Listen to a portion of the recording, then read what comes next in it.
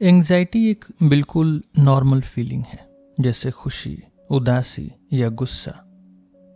हर कोई कभी न कभी एंग्शियस फील करता है और शायद आपको भी याद हो कि आपने लास्ट टाइम कब एंजाइटी महसूस की थी। जब एंजाइटी ज़्यादा हो जाती है तो ये एक कॉमन साइकोलॉजिकल प्रॉब्लम यानी मेंटल प्रॉब्लम बन जाती है, जो दुनिया भर में बहुत लोगों को होती है। एंजाइटी इम्पॉर्टेंट भी है, पर अक्सर लोगों को ये समझ नहीं आता कि ये क्यों होती है। जैसे हवा का पता तो होता है, लेकिन उसकी डायरेक्शन समझ नहीं आती। वैसे ही एंजाइटी भी एक अजीब एक्सपीरियंस लग सकता है। हम उससे फील करते हैं, लेकिन अक्सर नहीं समझ पाते कि ये आई कहाँ से है या जाएगी कहाँ। इस वीडियो में सबसे पहले एंजाइटी को समझने की कोशिश करेंगे कि ये क्या है, कैसा लगता है और इसका पर्पस क्या है। हर कोई कभी कभी एंग्शियस फील करता है, पर हर किसी को ये अलग लेवल पर और अलग फ्रीक्वेंसी यानी बार बार या कभी कभी होती है। ये क्यों होता है, इसको समझने के लिए हम एंजाइटी के 4 मेन थियरीज की बात करेंगे: साइको एनालिटिक, बिहेवियरल, कॉग्निटिव और न्यूरोबायोलॉजिकल। फिर हम ये भी समझने की कोशिश करेंगे कि जीन्स और लाइफ एक्सपीरियंसेस का एंजाइटी पर क्या इफेक्ट होता है। जब एंजाइटी ज्यादा हो जाती है और एक सीरियस यानी क्लिनिकल प्रॉब्लम बन जाती है तो उस पर भी हम बात करेंगे। यहाँ 6 मेन एंजाइटी डिसऑर्डर्स के बारे में बात करेंगे: phobia, social phobia, panic disorder, generalized anxiety disorder, obsessive compulsive disorder और पोस्ट ट्रॉमेटिक स्ट्रेस डिसऑर्डर यानी PTSD। लास्ट में एंजाइटी के ट्रीटमेंट्स की बात की गई है, स्पेशली कॉग्निटिव बिहेवियरल थेरेपीज यानी CBT के बारे में, जो काफ़ी इफेक्टिव है। एंजाइटी एक नॉर्मल चीज़ है, पर बहुत ही इंटरेस्टिंग और कॉम्प्लेक्स भी है। आइए समझने की कोशिश करते हैं। मेरा नाम है रोहित और आप सुन रहे हैं सिलेबस विथ रोहित। एंजाइटी का मतलब है वो फीलिंग जब बिना किसी स्पेसिफिक वजह के अंदर से डर लगता है, टेंशन होती है और लगता है कुछ बुरा होने वाला है, पर समझ नहीं आता कि क्या। जैसे कभी हम उदास होते हैं, सैड, पर कभी कभी अंदर से अजीब सा डर लगता है, पसीना आता है और समझ नहीं आता किस चीज का डर है, बस लगता है कुछ गलत होने वाला है। एंजाइटी कभी कंप्लीटली खत्म नहीं होती। हर किसी को जिंदगी में कभी न कभी एंजाइटी होती है, जैसे फ्लाइट लेने से पहले, स्पीच देने से पहले या नए लोगों से मिलते वक्त। ये नॉर्मल है और एक्चुअली ये ज़रूरी भी है, लेकिन कई लोगों के लिए एंजाइटी एक बड़ी प्रॉब्लम बन जाती है। अमेरिका में एक सर्वे के हिसाब से लगभग 18% एडल्ट्स को पिछले 12 महीने में किसी न किसी एंजाइटी डिसऑर्डर यानी मेडिकल प्रॉब्लम का एक्सपीरियंस हुआ है, जो कि तकरीबन 40 मिलियन लोग बनते हैं। बहुत लोग ऐसे भी हैं जिनके पास फुल डिसऑर्डर तो नहीं है, पर उनकी एंजाइटी उनकी डेली लाइफ को इफेक्ट करती है। यूके के एक सर्वे में 37% एडल्ट्स ने कहा कि अब वो पहले से ज़्यादा एंग्शियस फील करते हैं और लगभग 29% ने कहा कि एंजाइटी की वजह से उन्होंने अपनी लाइफ में कुछ चेंजेस किए हैं या कुछ काम नहीं किए जो करना चाहते थे। दूसरी तरफ रोज की छोटी एंजाइटी भी नॉर्मल है और यूजफुल भी। हर कोई एंजाइटी फील करता है और ये हम सबकी लाइफ का एक हिस्सा है। एंजाइटी शब्द का मतलब है टाइटनेस, दबाव यानी प्रेशर या परेशानी। यह शब्द पुराने ग्रीक और लैटिन शब्द से आया है, जिसका मतलब होता है दबाव, बर्डन या ट्रबल। लेकिन साइकोलॉजिकल सेंस में इस शब्द का यूज सिर्फ 19th सेंचुरी के बाद से होने लगा है। पहले एंजाइटी को हेल्थ या मोरल प्रॉब्लम माना जाता था, जैसे नर्व का प्रॉब्लम या बॉडी की कोई दिक्कत। फेमस साइकियाट्रिस्ट फ्रॉयड ने 1895 में एंजाइटी को अलग इलनेस की तरह डिस्क्राइब किया। उन्होंने एंजाइटी को नॉर्मल नर्वस इलनेस से अलग बताया। उस टाइम पे एंजाइटी, फियर और दूसरे इमोशंस सब मिक्स होते थे, लेकिन आज के टाइम में एंजाइटी एक इम्पॉर्टेंट साइकोलॉजिकल टॉपिक है। एंजाइटी पर फिलोसोफर्स जैसे कियरकेगार्ड ने भी सोचा। उन्होंने एंग्स्ट का कॉन्सेप्ट दिया जो फ्रीडम और रिस्पॉन्सिबिलिटी से रिलेटेड था। वर्ल्ड वॉर 1 के बाद भी एंजाइटी पर ज्यादा रिसर्च हुई जब सोल्जर्स को शेल शॉक हुआ करता था। आज के टाइम में इसे PTSD कहते हैं। साइंटिस्ट्स एग्री करते हैं कि एंजाइटी एक इमोशन है, जैसे सैडनेस, हैप्पीनेस, एंगर या डिस्गस्ट। इमोशंस का मतलब है हमारे थॉट्स, बॉडी और बिहेवियर पे इफेक्ट पड़ना। जब हम खुश होते हैं तो स्माइल करते हैं, जब गुस्सा आता है तो बॉडी टाइट हो जाती है। वैसे ही जब हम एंग्शियस फील करते हैं तो हमारी बॉडी में चेंजेस आते हैं, जैसे हार्ट तेज धड़कता है, सांस तेज चलती है या मसल्स टाइट हो जाती हैं। इमोशंस इसलिए इंपॉर्टेंट हैं क्योंकि ये हमें जिंदा रहने और सेफ रखने में हेल्प करते हैं। डार्विन ने कहा कि इमोशंस एक्सप्रेस होने के लिए हैं और ये ह्यूमंस ही नहीं, एनिमल्स में भी होते हैं। जब किसी एनिमल को डर लगता है तो उसकी बॉडी ट्रेम्बल करती है, बाल खड़े हो जाते हैं और बॉडी टाइट हो जाती है ताकि वो अपने एनिमी को डरा सके। वैसे ही ह्यूमंस भी एंजाइटी एक्सपीरियंस करते हैं जो हमें डेंजर से बचने में मदद करता है। फाइट और फ्लाइट रिस्पॉन्स इसी का एग्जाम्पल है। जब हम डेंजर फील करते हैं तो या तो हम भाग जाते हैं या लड़ते हैं। इस टाइम बॉडी के अंदर बहुत सारी चेंजेस होती हैं, जैसे हार्ट रेट बढ़ जाता है, मसल्स एक्टिव हो जाती हैं और हमारी सेंसेस शार्प हो जाती हैं। यही एंजाइटी का काम है, हमें प्रिपेयर करना किसी भी डेंजर से निपटने के लिए। साइकोलॉजिस्ट पीटर लैंग के अकॉर्डिंग एंजाइटी 3 तरीके से दिखाई देती है। हम क्या सोच रहे हैं यानी थॉट्स, हम कैसे बिहेव करते हैं यानी बिहेवियर, और हमारी बॉडी में क्या चेंजेस आते हैं यानी फिजिकल चेंजेस। जैसे कोई पर्सन बार बार वरी करता है या कुछ सिचुएशंस अवॉइड करता है या उसके बॉडी में कुछ अजीब चेंजेस आते हैं, जैसे हार्ट तेज धड़कना या सांस तेज हो जाना, ये सब एंजाइटी के साइंस हो सकते हैं। एंजाइटी की एक ऑफिशियल डिफिनीशन है, फ्यूचर में कुछ बुरा होने का डर जो हमारी बॉडी और माइंड दोनों पे इफेक्ट डालता है, जैसे स्टमक टाइट हो जाना, हार्ट बीट फास्ट हो जाना या माइंड में टेंशन आना। एक साइकोलॉजिस्ट डेविड बार्लो ने भी बोला कि एंजाइटी एक ऐसी स्टेट है जिसमें इंसान मेंटली प्रिपेयर रहता है कि कुछ बुरा हो सकता है और उसका सामना कैसे करे। स्ट्रेस भी एंजाइटी से जुड़ा हुआ कॉन्सेप्ट है। स्ट्रेस तब होता है जब हमें लगता है कि हम किसी प्रॉब्लम को हैंडल नहीं कर पाएंगे। जैसे ही हम किसी टफ सिचुएशन में होते हैं, स्ट्रेस भी हो सकता है और एंजाइटी भी।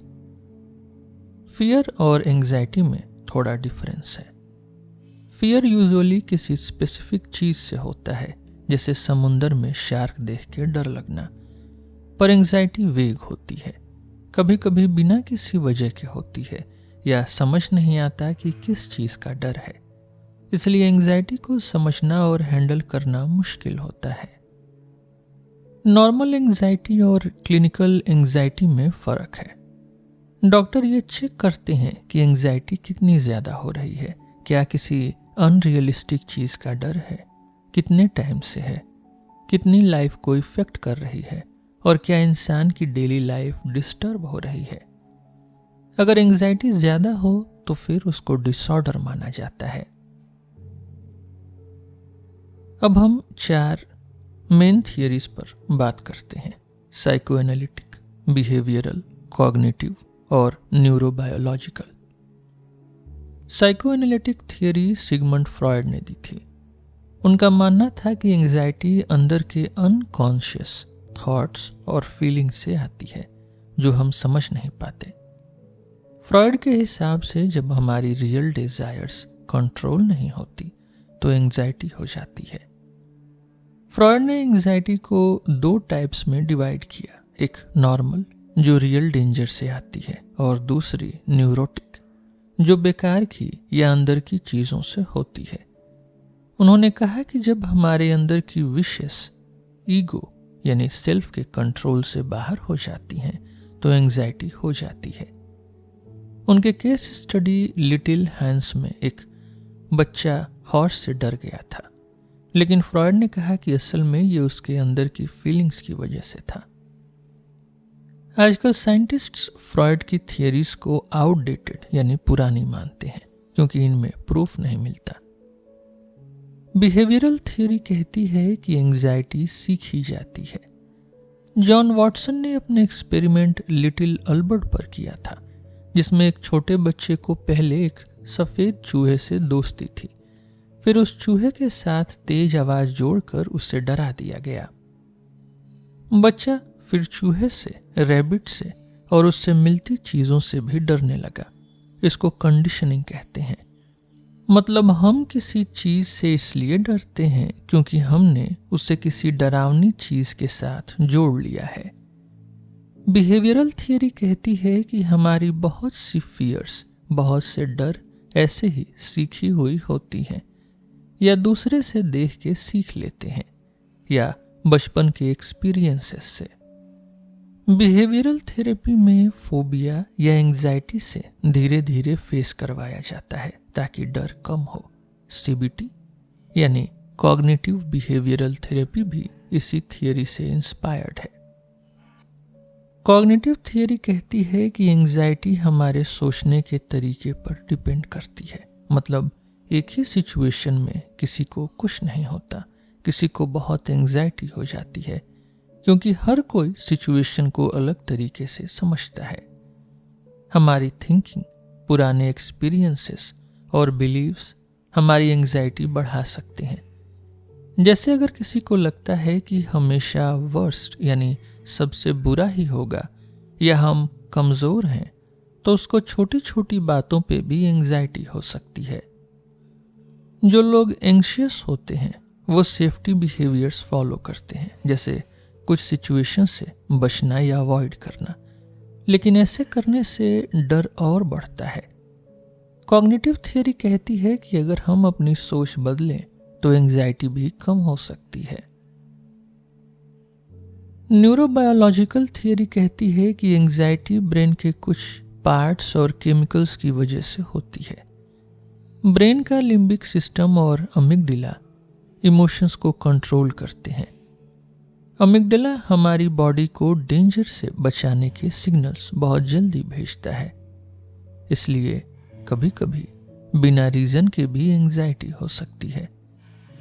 फ्रंटल लोब्स सोचने और प्लानिंग में हेल्प करते हैं, लेकिन अगर अमिगडाला ज्यादा एक्टिव हो जाए या फ्रंटल लोब्स कमजोर हों तो अननेसेसरी एंजाइटी हो सकती है।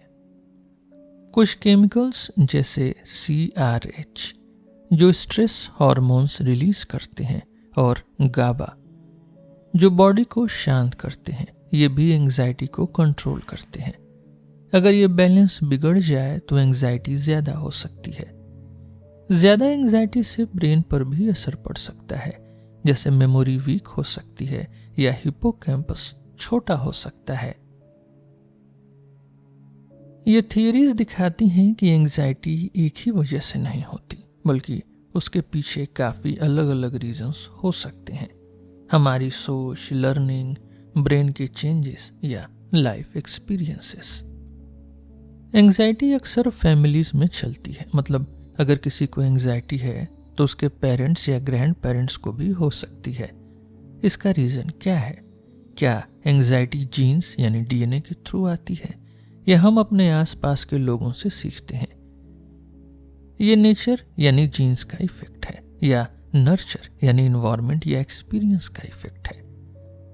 साइंटिस्ट ने दोनों ऑप्शंस पर रिसर्च की है। जीन्स का रोल ये है कि हमारे पेरेंट्स से मिलते हैं, और जीन्स से भी बहुत सारी चीजें ट्रांसफर होती हैं। हर सेल में 23 पेयर्स क्रोमोसोम्स होते हैं, आधे माँ से आधे पापा से। आइडेंटिकल ट्विंस का DNA बिल्कुल सेम होता है, जबकि फ्रैटर्नल ट्विंस का आधा आधा होता है। अगर आइडेंटिकल ट्विंस को ज़्यादा एंग्जाइटी होती है कंपेयर टू फ्रैटर्नल ट्विंस तो ये जीन का इफेक्ट दिखाता है। एडॉप्शन स्टडीज भी ये दिखाती हैं कि जीन्स का इफेक्ट होता है, क्योंकि अगर ट्विंस अलग अलग अपब्रिंगिंग यानी परवरिश में पले हैं फिर भी उनमें एंग्जाइटी सिमिलर है तो ये जीन्स की वजह से है। रिसर्च कहती है कि एंग्जाइटी और न्यूरोटिसिज्म यानी जल्दी परेशान होने की आदत 20% से 40% तक जेनेटिक हो सकते हैं। मतलब लोगों के बीच डिफरेंस का कुछ हिस्सा जीन्स की वजह से है, बाकी इन्वायरमेंट से। लेकिन अभी तक कोई एक स्पेसिफिक एंग्जाइटी जीन कंफर्म नहीं हुआ है। शायद एंग्जाइटी कई अलग अलग जीन्स और उनके कॉम्बिनेशंस की वजह से होती है। मतलब अगर जीन्स में टेंडेंसी हो फिर भी एंग्जाइटी तभी आएगी जब जिंदगी में कुछ एक्सपीरियंसेस या ट्रिगर्स मिलते हैं। इन्वायरमेंट का भी बड़ा रोल है और रिसर्च कहती है कि 60% से ज़्यादा एंग्जाइटी इन्वायरमेंट की वजह से होती है। इन्वायरमेंट में मेनली 4 चीज़ें इफेक्ट करती हैं। पहला, ट्रॉमा या बुरा एक्सपीरियंस, जैसे बचपन में बुलिंग, एब्यूज, पेरेंट्स की फाइट या किसी क्लोज वन की डेथ। दूसरा, पेरेंटिंग स्टाइल, जैसे पेरेंट्स का ओवर प्रोटेक्टिव या कंट्रोल करने वाला नेचर। तीसरा, अटैचमेंट स्टाइल, जैसे बचपन में मदर या मेन केयर गिवर से अटैचमेंट कैसे था। और चौथा, दूसरों से सीखना, जैसे पेरेंट्स या आसपास के लोगों को देख के डर या बिहेवियर कॉपी करना। ट्रॉमा या बुरे एक्सपीरियंसेस से बच्चों में डर या एंग्जाइटी बढ़ सकती है, लेकिन हर केस में ऐसा नहीं होता। पेरेंटिंग स्टाइल भी इफेक्ट करती है। अगर पेरेंट्स बच्चे को हमेशा बचाने या कंट्रोल करने की कोशिश करते हैं तो बच्चे को लग सकता है कि दुनिया बहुत डेंजरस जगह है और वो खुद कुछ हैंडल नहीं कर सकता। अटैचमेंट स्टाइल भी मैटर करती है। अगर बचपन में बच्चा अपने केयर गिवर से इनसिक्योर या इनकंसिस्टेंट अटैचमेंट फील करता है तो उसमें एंग्जाइटी का रिस्क बढ़ जाता है। स्ट्रेंज सिचुएशन एक्सपेरिमेंट से पता चला कि जिन बच्चों की अटैचमेंट एंग्शियस या रेजिस्टेंट थी उनमें एंग्जाइटी डिसऑर्डर्स का रिस्क ज्यादा था। बहुत से फियर्स हम दूसरों को देख के या सुन के भी सीख लेते हैं, स्पेशली पेरेंट्स को देखकर। एक एक्सपेरिमेंट में जब मदर्स ने किसी टॉय स्नेक या स्पाइडर को देख के डर का रिएक्शन दिया तो उनके बच्चों ने भी सेम रिएक्शन कॉपी किया। लेकिन अगर मदर ने हैप्पी या काम रिएक्शन दिया तो बच्चा भी रिलैक्स्ड रहा। मतलब बच्चे पेरेंट्स से निगेटिव चीजें भी सीख सकते हैं पर पॉजिटिव रिएक्शंस भी सीख सकते हैं। फोबिया एक ऐसी प्रॉब्लम है जिसमें किसी एक चीज या सिचुएशन से इतना ज्यादा डर लगता है कि नॉर्मल लाइफ पर असर पड़ता है।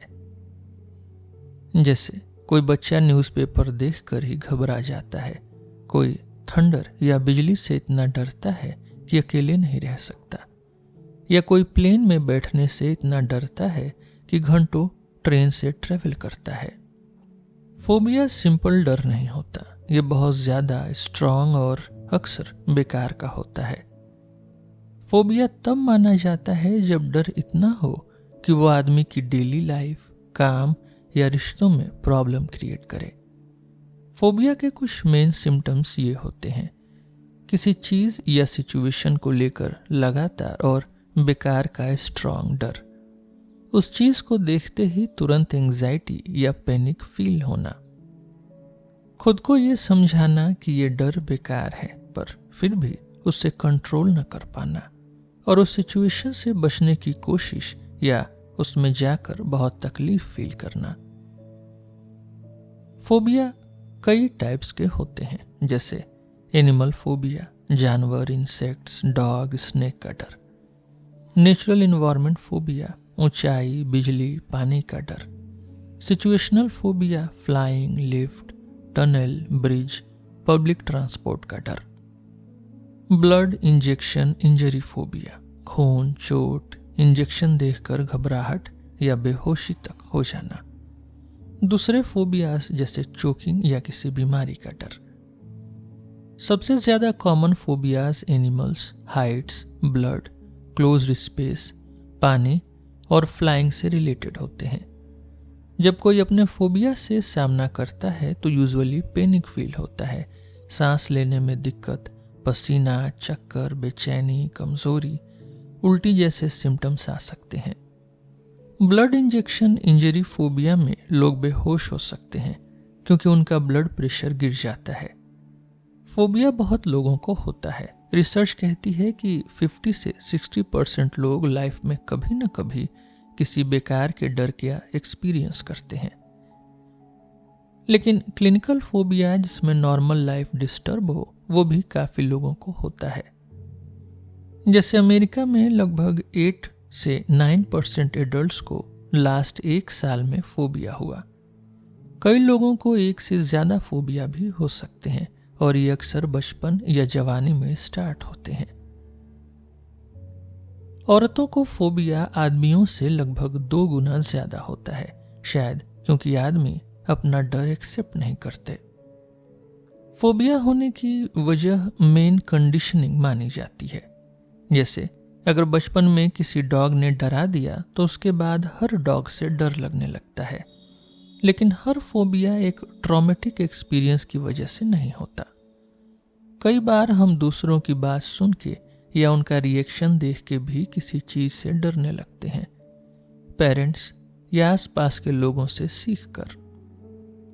कुछ फियर्स हमारे दिमाग में पहले से ही होती हैं, जिसे साइकोलॉजिस्ट बायोलॉजिकल प्रिपेयर्डनेस कहते हैं।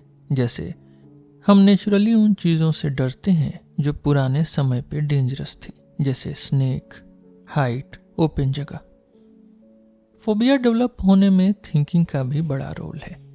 जिनके पास फोबिया होता है वो उस चीज के बारे में बहुत नेगेटिव सोचते हैं, हमेशा खतरा ही देखते हैं और लगता है कि वो सिचुएशन हैंडल नहीं कर पाएंगे। ये सोच एंजाइटी को और बढ़ा देती है। फोबिया के पीछे जेनेटिक्स का भी रोल हो सकता है, मतलब फैमिली में किसी को हो तो दूसरे को भी रिस्क बढ़ जाता है, पर यह इफेक्ट मॉडरेट है, सब कुछ जीन्स पर डिपेंड नहीं करता। सोशल फोबिया यानी सोशल एंजाइटी एक ऐसी प्रॉब्लम है जिसमें इंसान दूसरों के सामने या पब्लिक सिचुएशन में बहुत ज़्यादा घबराहट यानी नर्वसनेस, शर्म यानी एम्बेरसमेंट और डर महसूस करता है। जिसे ये प्रॉब्लम होती है उसको लगता है कि सब लोग उसे जज कर रहे हैं, उसकी बुराई कर रहे हैं या उसकी कोई कमी सबको दिख रही है। इस वजह से वो अक्सर अपने बारे में ही निगेटिव सोचता है, जैसे उसका चेहरा लाल हो गया, वो ऑकवर्ड लग रहा है, उसकी आवाज अजीब आ रही है या उसकी बॉडी लैंग्वेज गलत है। ऐसे में वो अपने अंदर ही अंदर और ज्यादा छुप जाता है। सोशल फोबिया अलग अलग तरीके से दिख सकती हैं। कुछ लोगों को हर सोशल सिचुएशन में प्रॉब्लम होती है, जबकि कुछ को सिर्फ तब जब उन्हें पब्लिक में कुछ बोलना हो या परफॉर्म करना हो, जैसे पब्लिक स्पीकिंग, किसी के सामने खाना खाना या इवन पब्लिक टॉयलेट यूज करना। सोशल फोबिया तब मानी जाती है जब इंसान को किसी भी सोशल सिचुएशन या अनफेमिलियर लोगों के सामने आने का स्ट्रांग डर हो। वो हमेशा ऐसे सिचुएशन में एंजाइटी फील करता हो, उसको खुद भी पता हो कि उसका डर बेकार है, फिर भी वो या तो सिचुएशन अवॉइड करता है या मुश्किल से झेलता है, और इस एंजाइटी की वजह से उसकी नॉर्मल लाइफ या काम पर असर पड़ता है। सोशल फोबिया और शाइनेस में फर्क इतना है कि शाइनेस थोड़ी हल्की हो सकती है और सभी को कभी न कभी महसूस होती है, लेकिन सोशल फोबिया में इंसान की लाइफ डिस्टर्ब हो जाती है। शाइनेस और सोशल फोबिया एक ही लाइन पर है, बस सोशल फोबिया ज्यादा इंटेंस होती है। ये प्रॉब्लम दुनिया भर में पाई जाती है, पर हर कल्चर में इसके दिखने का तरीका थोड़ा अलग हो सकता है।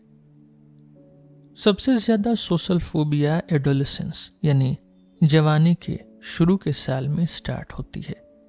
रिसर्च कहती है कि लगभग 13% लोग अपनी लाइफ में कभी न कभी सोशल फोबिया फेस करते हैं और ये प्रॉब्लम औरतों में थोड़ी ज़्यादा होती है।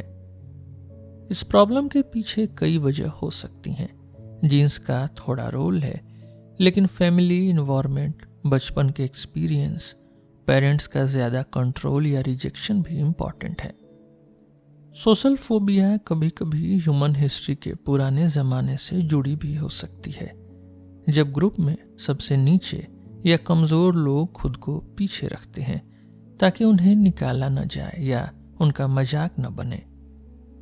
साइकोलॉजिस्ट्स का मानना है कि सोशल फोबिया में सबसे बड़ा रोल इंसान के नेगेटिव थॉट्स का होता है।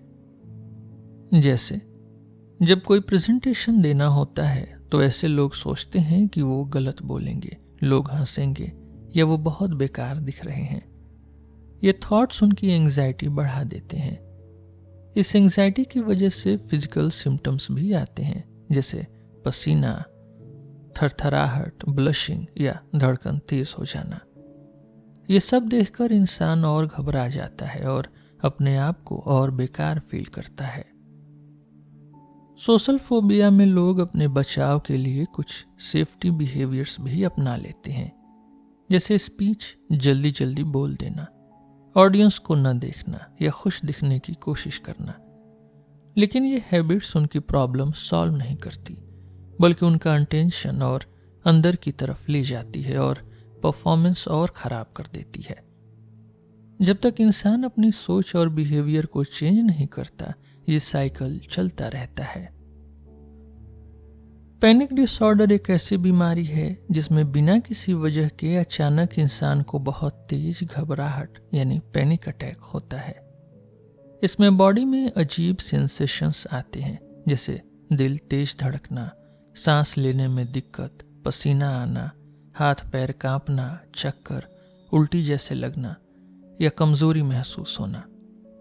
कभी कभी लगता है जैसे अभी बेहोश हो जाएंगे, पागल हो जाएंगे या मर जाएंगे। ये सब फीलिंग इतनी तेज होती है कि इंसान को लगता है कि कुछ बड़ा गलत हो रहा है। पैनिक अटैक आमतौर पे 10 से 20 मिनट चलती है, लेकिन बहुत स्केरी लगती है। पैनिक डिसऑर्डर तब कहते हैं जब ये पैनिक अटैक्स बार बार बिना किसी खास रीजन के हों और जब इनसे जिंदगी पर असर पड़ने लगे। जैसे किसी को लगता है कि अगले अटैक का डर लगा रहता है या वो कुछ जगह जाने से बचने लगता है ताकि अटैक ना हो, जैसे पब्लिक ट्रांसपोर्ट, भीड़ या अकेले घर से बाहर निकलना। बिना वजह के 2 या उससे ज़्यादा पैनिक अटैक्स होने चाहिए, जिसे डॉक्टर अनएक्सपेक्टेड कहते हैं। बहुत लोगों को पैनिक डिसऑर्डर के साथ एगोराफोबिया भी हो जाता है, यानी वो डरते हैं कि कहीं ऐसी जगह न फंस जाएं जहां से भाग न सकें या हेल्प न मिल सके। आंकड़े कहते हैं कि पैनिक डिसऑर्डर लगभग 2% लोगों में होता है, ज्यादातर एडल्ट्स में, पर कभी कभी टीनेजर्स में भी आ सकता है। औरतों में ये प्रॉब्लम आदमियों से ज्यादा पाई गई है। पैनिक के पीछे का रीजन पूरी तरह एक ही नहीं है। पहले साइंटिस्ट को लगा कि ये एक तरह की बॉडी की बायोलॉजिकल प्रॉब्लम है, जैसे ऑक्सीजन की कमी या कोई केमिकल इम्बैलेंस। पर बाद में रिसर्च ने बताया कि पैनिक का सबसे बड़ा रीजन इंसान के खुद के थॉट्स हैं। जब बॉडी में स्ट्रेस या एंग्जाइटी की वजह से कोई सेंसेशन होती है, जैसे दिल तेज धड़कना, तो पैनिक डिसऑर्डर वाले लोग इस सेंसेशन को बहुत ही डेंजरस समझ लेते हैं, जैसे अभी हार्ट अटैक आ जाएगा या बेहोश हो जाएंगे। ये गलत इंटरप्रिटेशन, रॉन्ग मीनिंग निकालना ही असली प्रॉब्लम है। ये सोच उनके अंदर और एंग्जाइटी डिसऑर्डर बढ़ा देती है और पैनिक अटैक ट्रिगर हो जाता है। एक बार जब पैनिक अटैक हो जाता है तो इंसान बॉडी की हर छोटी सेंसेशन को बहुत ज्यादा महसूस करने लगता है और उससे बचने के लिए अपनी लाइफ को लिमिटेड कर लेता है, जैसे घर से बाहर न जाना, भीड़ से बचना या इम्पोर्टेंट काम अवॉइड करना। इसको सेफ्टी बिहेवियर कहते हैं। लेकिन इस तरह बचने से प्रॉब्लम खत्म नहीं होती, बल्कि और स्ट्रांग हो जाती है, क्योंकि इंसान कभी ये नहीं समझ पाता कि वो सिचुएशन डेंजरस नहीं थी।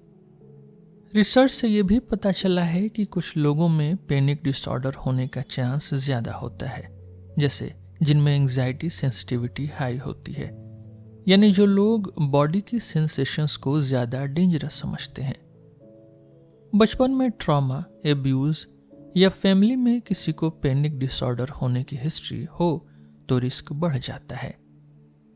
जेनेटिक फैक्टर भी है, मतलब ये प्रॉब्लम थोड़ी बहुत खानदानी भी हो सकती है। पर सबसे इंपॉर्टेंट बात यह है कि पैनिक डिसऑर्डर का इलाज पॉसिबल है और सबसे सक्सेसफुल ट्रीटमेंट है कॉग्निटिव बिहेवियरल थेरेपी यानी CBT, जिसमें इंसान को अपनी सोच और रिएक्शंस बदलना सिखाई जाती है। अगर पैनिक सिर्फ बॉडी की रिफ्लेक्स होती तो सोच बदलकर इलाज नहीं हो पाता। इसलिए पैनिक डिसऑर्डर समझना और उसकी साइकोलॉजी को एड्रेस करना काफी जरूरी है। जनरलाइज्ड एंजाइटी डिसऑर्डर यानी GAD एक ऐसी प्रॉब्लम है जिसमें इंसान हर टाइम कुछ न कुछ चिंता करता रहता है बिना किसी बड़ी वजह के। छोटी छोटी बातों को लेकर भी दिमाग में नेगेटिव सोच आती रहती है, जैसे क्या होगा अगर, या कहीं कुछ गलत ना हो जाए। ये वरीज रोकना मुश्किल लगता है और अक्सर ऐसा लगता है कि ये चिंता कंट्रोल के बाहर हो गई है। जनरलाइज्ड एंजाइटी डिसऑर्डर यानी GAD में चिंता लगातार कम से कम 6 महीने तक रहती है। साथ ही बॉडी और माइंड पे भी असर पड़ता है, जैसे बेचैनी, थकान, ढंग से ध्यान न लग पाना, इरिटेबिलिटी यानी चिड़चिड़ापन, मसल टाइटनेस यानी तनाव या नींद की दिक्कत। ये सब मिलके डेली लाइफ, काम या रिश्ते भी अफेक्ट करते हैं। लोग खुद को सेफ रखने के लिए बार बार चेकिंग करते हैं, ओवर कॉशियस हो जाते हैं या हर छोटी बात में भी रिस्क देखते हैं, फिर भी सुकून नहीं मिलता। GAD का यानी जनरलाइज्ड एंजाइटी डिसऑर्डर का सबसे मेन फीचर है वरी, यानी ऐसी सोच जो फ्यूचर के प्रॉब्लम्स या बुरे अंजाम के बारे में बार बार दिमाग में आती है। आमतौर पर सभी थोड़ा बहुत चिंता करते हैं, लेकिन जनरलाइज्ड एंजाइटी डिसऑर्डर में ये चिंता ज्यादा अनरियलिस्टिक और अनकंट्रोलेबल होती है। औरत में ये बीमारी आदमी से लगभग 2 गुना ज्यादा देखी गई है। इसके पीछे कई वजह हो सकती है। एक थियरी कहती है कि GAD वाले लोग अपनी चिंता को हेल्पफुल समझते हैं। उन्हें लगता है चिंता करना जरूरी है ताकि प्रॉब्लम्स ना आए, या अगर कुछ बुरा हो भी गया तो उससे निपट सकें। लेकिन एक दूसरी तरफ वो चिंता को डेंजरस भी मानते हैं, जैसे उन्हें लगता है कि ये चिंता कभी बंद नहीं होगी या शायद दिमाग खराब हो जाएगा। यही मिक्स सोच उनको और परेशान कर देती है। एक और थियरी कहती है कि जनरलाइज्ड एंजाइटी डिसऑर्डर यानी GAD में लोग प्रेजेंट को अवॉइड करते हैं और हमेशा फ्यूचर की सोच में उलझे रहते हैं। कभी कभी छोटी प्रॉब्लम्स पे चिंता करने लगते हैं ताकि असली बड़े प्रॉब्लम या इमोशनल पेन को इग्नोर कर सकें। वरी उनकी इमोशंस को दबा देती है और असली फीलिंग्स सामने नहीं आने देती। कुछ लोग अनसर्टेनिटी से बिल्कुल भी टॉलरेट नहीं कर पाते। उन्हें लगता है कि अगर कुछ भी क्लियर नहीं है या फ्यूचर अनसर्टेन है तो बस चिंता करना ही सेफ है। इसलिए हर काम में रिस्क दिखाई देता है और चिंता और बढ़ जाती है। मूड भी GAD में बड़ा फैक्टर है। जब इंसान खुश नहीं होता या स्ट्रेस में होता है तो उसे लगता है अभी भी चिंता पूरी नहीं हुई, अभी और सोचना है। इसलिए GAD में लोग सोचते रहते हैं जब तक उन्हें लगता है कि अब और सोचने की जरूरत नहीं, लेकिन यह फीलिंग कभी आती ही नहीं। दिमाग की बात करें तो रिसर्च से ये पता चला है कि GAD में कुछ एरियाज जैसे मीडियल प्रीफ्रंटल कॉर्टेक्स और एंटीरियर सिंगुलेट रीजन ज्यादा एक्टिव रहते हैं। जब तक इंसान चिंता करता है ये एरियाज एक्टिव रहते हैं और जब रिलैक्स करने को कहा जाता है तब भी इनमें एक्टिविटी बंद नहीं होती। इसलिए जीएडी में वरी रोकना मुश्किल हो जाता है। जेनेटिक्स भी थोड़ा रोल प्ले करते हैं, लेकिन उतना नहीं जितना दूसरे एंग्जाइटी डिसऑर्डर्स में। मतलब अगर फैमिली में किसी को जीएडी है तो थोड़ा रिस्क बढ़ सकता है, पर ज्यादा केसेस में इन्वायरमेंट, अपब्रिंगिंग या चाइल्डहुड एक्सपीरियंसेस ज्यादा इंपॉर्टेंट हैं। जीएडी अक्सर उन लोगों में देखा गया है जिनके बचपन में फैमिली बैकग्राउंड वीक था, या पेरेंट्स एंग्शियस, स्ट्रिक्ट या एब्यूसिव थे, या बचपन में इनसिक्योरिटी, उदासी या फाइटिंग जैसे बिहेवियरल प्रॉब्लम्स थी। ऑब्सेसिव कंपल्सिव डिसऑर्डर एक ऐसी प्रॉब्लम है जिसमें इंसान के दिमाग में अनवांटेड और अजीब सोच बार बार आती रहती है, जो कि बहुत ज्यादा परेशानी और स्ट्रेस देती है। इन थॉट से बचने या रिलीफ पाने के लिए लोग कुछ न कुछ रिचुअल या रिपीट करने वाले काम करने लगते हैं, जैसे बार बार हाथ धोना, बार बार चेक करना, या कोई स्पेशल फ्रेज या नंबर सोचना या बोलना। कभी कभी ये कंपल्शंस फिजिकल एक्शंस होते हैं और कभी कभी सिर्फ दिमाग में रिपीट होने वाली सोच। नॉर्मल लाइफ में भी सभी लोगों को कभी कभी अजीब सोच या डाउट आ जाता है, जैसे घर लॉक हुआ या नहीं, या हाथ साफ है या नहीं। लेकिन ओसीडी में ये थॉट्स और रिचुअल्स इतने ज्यादा हो जाते हैं कि पूरा दिन या घंटों का टाइम इसी में निकल जाता है और इंसान अपना नॉर्मल काम ढंग से नहीं कर पाता। कई बार इंसान समझ भी लेता है कि उसकी सोच या काम बेकार है, फिर भी कंट्रोल नहीं कर पाता। ओसीडी की अलग अलग टाइप्स हो सकती हैं, जैसे वॉशिंग, बार बार सफाई, चेकिंग, कुछ बार बार चेक करना, काउंटिंग, कुछ गिनती करना या सोचना, या कुछ डेंजरस सोच जो इंसान को खुद या दूसरों को हार्म पहुंचाने की सोच है। कई केसेस में कंपल्शंस का ऑब्सेशन से लॉजिकल कनेक्शन होता है, जैसे जर्म्स का डर और बार बार हाथ धोना। कभी कभी कनेक्शन नहीं भी होता, जैसे किसी की भलाई के लिए नंबर काउंट करना या स्पेशल काम करना। रिसर्च से पता चला है कि तकरीबन 2 से 3% लोगों को ओसीडी कभी न कभी हो सकता है, और ये प्रॉब्लम ज्यादातर एडोलेसेंस या अर्ली एडल्टहुड में शुरू होती है। लड़के लड़कियों दोनों को हो सकता है, पर कुछ स्टडीज में ये फीमेल में थोड़ा ज्यादा देखा गया है। ओसीडी होने की वजह में साइकोलॉजी के हिसाब से पहले सोचा जाता था कि ये किसी अंदर की बुरी सोच या छुपी हुई विशेष की वजह से होती है, लेकिन अब ये माना जाता है कि इंसान की सोच और उसके रिस्पॉन्स के चक्कर में ये प्रॉब्लम बढ़ जाती है। मतलब सभी लोगों को अनवांटेड थॉट्स आते हैं, लेकिन ओसीडी में लोग उन सोचों को बहुत सीरियसली ले लेते हैं और अपने ऊपर ज्यादा जिम्मेदारी ले लेते हैं कि अगर उन्होंने कोई कंपल्शन नहीं किया तो कुछ बुरा हो जाएगा। जैसे ही वो रिचुअल या कंपल्शन करते हैं, थोड़ी देर के लिए उन्हें रिलीफ मिलता है, पर यह साइकिल दोबारा शुरू हो जाता है और फिर एंग्जाइटी बढ़ जाती है। कुछ लोग सोचते हैं कि अगर वो क्लीनिंग या चेकिंग या कोई भी रिचुअल नहीं करेंगे तो उनके या उनके क्लोज लोगों के साथ कुछ बुरा हो जाएगा, या उन्हें लगता है कि उनके माइंड की सोच सच हो जाएगी, इसलिए वो कंपल्शंस करते रहते हैं, चाहे कितनी भी बार करना पड़े। लेकिन ये रिलीफ टेम्परेरी होती है, एंग्जाइटी वापस आ जाती है और इंसान फिर से वही साइकिल रिपीट करता है। ओसीडी के ट्रीटमेंट में सबसे इफेक्टिव है कॉग्निटिव बिहेवियरल थेरेपी यानी सीबीटी, जिसमें इंसान को ये सिखाया जाता है कि उसकी सोच नॉर्मल है और उससे कंपल्शंस की ज़रूरत नहीं है।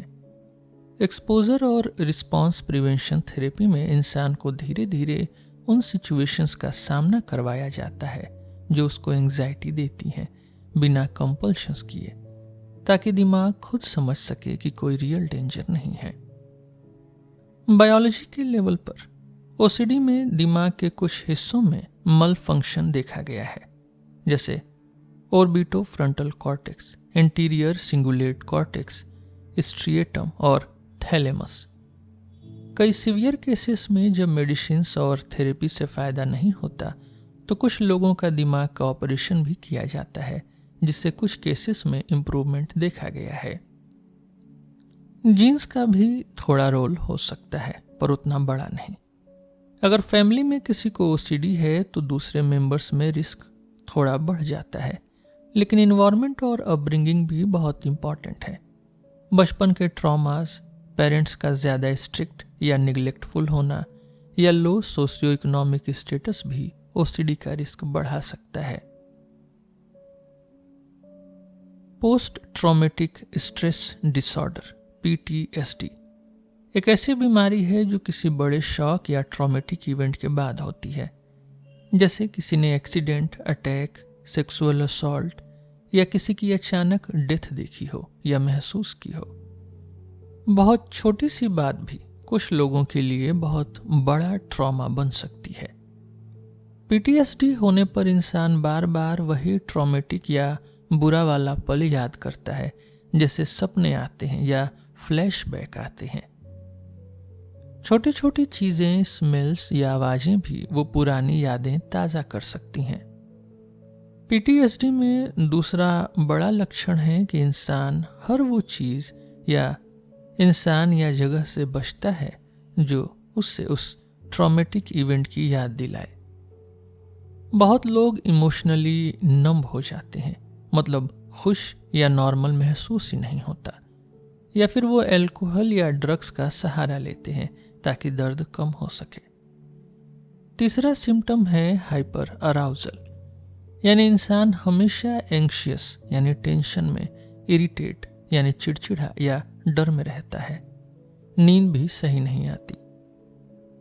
PTSD किसी भी एज के इंसान को हो सकता है। सर्वेस के हिसाब से आधे लोग अपनी जिंदगी में कम से कम एक ट्रॉमा फेस करते हैं और उनमें से लगभग 8% को PTSD हो जाता है। ये प्रॉब्लम औरतों में ज्यादा देखी गई है, स्पेशली उन लोगों में जिन्होंने रेप, अटैक, एब्यूज या वॉर देखा हो। कई डेवलपिंग कंट्रीज जहां वॉर या वायलेंस ज्यादा है, वहां PTSD के केसेस भी ज्यादा मिलते हैं। सब लोगों को ट्रॉमा के बाद PTSD नहीं होता। कुछ लोगों में ये ज्यादा होने के चांसेस होते हैं, जैसे जिन्हें बचपन में ऑलरेडी कोई इमोशनल प्रॉब्लम या पहले भी कोई ट्रॉमा हुआ हो, या फिर जो सपोर्ट सिस्टम कम हो या नेगेटिव सोच हो। ट्रॉमा के बाद अगर इंसान बार बार नेगेटिव सोचता है कि मैं कभी रिकवर नहीं हो पाऊंगा या दुनिया अनसेफ है, तो रिस्क बढ़ जाता है। PTSD में दिमाग के कुछ हिस्से काम नहीं करते जैसे करना चाहिए वैसे, जैसे अमिगडाला जो फियर का स्टोर हाउस है, एंटीरियर सिंगुलेट कॉर्टेक्स जो फियर कंट्रोल करता है, और हिप्पोकैम्पस जो कॉन्टेक्चुअल मेमोरी स्टोर करता है। कुछ स्टडीज में ये भी देखा गया है कि PTSD के पेशेंट्स में ये दिमाग के पार्ट्स छोटे हो सकते हैं या सही से काम नहीं करते, इसलिए वो बार बार डेंजर फील करते हैं, चाहे रियल डेंजर हो या न हो। PTSD के ट्रीटमेंट में सबसे इम्पॉर्टेंट है थेरेपी, स्पेशली कॉग्निटिव थेरेपी, जिनमें इंसान को नेगेटिव सोच और उन यादों को सही तरीके से समझना सिखाया जाता है। धीरे धीरे इंसान को उन चीजों का सामना करना सिखाया जाता है जिनसे वो बच रहे हैं। कुछ लोगों को मेडिसिन्स भी दी जाती हैं। सही सपोर्ट और समय से PTSD मैनेजेबल है, पर बिना हेल्प के ये जिंदगी को बहुत मुश्किल बना सकता है। एंग्जाइटी का प्रॉब्लम आजकल बहुत कॉमन है। लगभग 1/3 एडल्ट्स को कभी न कभी एंग्जाइटी की दिक्कत होती है, और हर 5 में से एक इंसान को इतनी ज्यादा दिक्कत होती है कि उनको मेडिकल हेल्प की जरूरत पड़ती है। एंग्जाइटी एक बड़ी प्रॉब्लम है, पर इसका ट्रीटमेंट भी पॉसिबल है। सबसे पहले रिसर्च के अकॉर्डिंग सबसे effective treatment cognitive behavioural therapy यानी CBT है। CBT एक तरह की साइकोलॉजिकल थेरेपी है जिसमें इंसान अपनी नेगेटिव सोच और डर को फेस करता है, ताकि वो धीरे धीरे समझ सके कि जिस चीज से वो इतना डरता है वो उतनी बड़ी नहीं है। सीबीटी से ज़्यादातर लोगों को लॉन्ग टर्म फ़ायदा होता है और इसका इफ़ेक्ट मेडिसिन से भी ज़्यादा स्ट्रॉन्ग और लंबा रहता है। कुछ केसेस में मेडिसिन्स भी दी जाती हैं। एंजाइटी के लिए commonly SSRIs selective serotonin reuptake inhibitors दिए जाते हैं, जो असली में एंटी डिप्रेसेंट्स हैं पर एंजाइटी में भी काम करते हैं। इनका इफेक्ट थोड़ा टाइम लेता है पर ये जनरली सेफ हैं। दूसरे तरह के मेडिसिन्स हैं बेंजोडायजेपाइंस, जो जल्दी काम करते हैं पर इनकी आदत लग सकती है, इसलिए ये सिर्फ शॉर्ट टर्म के लिए दिए जाते हैं। बेटा ब्लॉकर्स भी कुछ लोगों को शॉर्ट टर्म रिलीफ के लिए दिए जाते हैं, जैसे पब्लिक स्पीकिंग या एग्जाम्स में टेंशन हो। यूके जैसे कंट्रीज में गाइडलाइंस कहती हैं कि एंजाइटी के लिए सबसे पहले सीबीटी ट्राई करिए और मेडिसिन्स तब जब सीबीटी अवेलेबल न हो या ज़रूरत हो। लेकिन हर जगह ट्रेंड थेरेपिस्ट की कमी है, इसलिए सबको सीबीटी मिल नहीं पाती। सर्वेस के अकॉर्डिंग बहुत कम लोगों को सही ट्रीटमेंट मिल पाती है। ज़्यादातर लोग या तो मेडिसिन्स लेते हैं या कुछ भी ट्रीटमेंट नहीं लेते। सीबीटी हर डिसऑर्डर के हिसाब से थोड़ा अलग होती है। फोबियाज में इंसान को धीरे धीरे उस चीज़ का सामना करवाया जाता है जिससे वो डरता है, जैसे स्पाइडर फोबिया में पहले छोटी स्पाइडर फिर बड़ी। PTSD यानी पोस्ट ट्रॉमेटिक स्ट्रेस डिसऑर्डर में सीबीटी का गोल होता है कि इंसान अपनी ट्रॉमेटिक मेमोरी को ढंग से समझे, निगेटिव सोच को बदले और ट्रॉमा से जुड़ी चीज़ें अवॉइड न करे। सीबीटी का इफेक्ट बहुत अच्छा होता है, चाहे फोबिया हो, OCD हो या PTSD। आजकल वर्चुअल रियलिटी यानी VR सीबीटी भी यूज़ होने लगी है, जिसमें इंसान को VR हेडसेट पहनाकर उसकी फियर्स को एक्सपोजर दिया जाता है, जैसे हाइट, फ्लाइंग या कोई और सिचुएशन। सेल्फ हेल्प बुक्स और ऑनलाइन सीबीटी भी काफ़ी पॉपुलर है और कुछ लोगों को इससे फ़ायदा भी होता है, पर जब थेरेपिस्ट का सपोर्ट हो तो इफ़ेक्ट और बेहतर होता है। लाइफस्टाइल चेंजेस भी एंजाइटी में बहुत ज़्यादा हेल्प करते हैं। Regular exercises, healthy diet, relaxation, yoga, massage और माइंडफुलनेस यानी प्रेजेंट मोमेंट में रहना और अपनी सोच को ऑब्जर्व करना, ये सबसे मूड बेहतर होता है और एंजाइटी कम होती है। आज के टाइम में एंजाइटी को हैंडल करने के बहुत तरीके अवेलेबल हैं। ज़रूरी है कि समय पर सही हेल्प मिले और इंसान अपने दोस्तों, फैमिली या डॉक्टर से बात करने से हिचकिचाए नहीं। एंजाइटी का ट्रीटमेंट पॉसिबल है और जिंदगी फिर से नॉर्मल हो सकती है।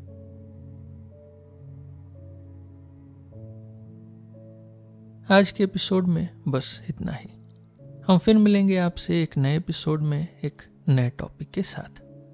मेरा नाम है रोहित और आप सुन रहे थे सिलेबस विद रोहित। धन्यवाद।